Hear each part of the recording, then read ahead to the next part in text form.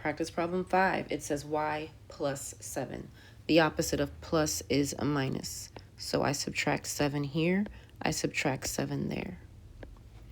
Bring down, these are going to cancel out, so bring down my y. 7 and 3 are both the same sign. So I add 7 plus 3 is 10. I keep their sign, which is negative. I put my answer in the box. For practice problem 2, I have -4 times x equals 48. The opposite of multiplication is division. So I am dividing both sides by -4. Positive divided by negative is negative. 48 divided by 4. If you don't know it, you're putting it in your calculator. The 48 goes first, then division sign, then the 4. It's going to give you -12. Pay attention to your signs. Don't let that trip you up. 2 more practice problems.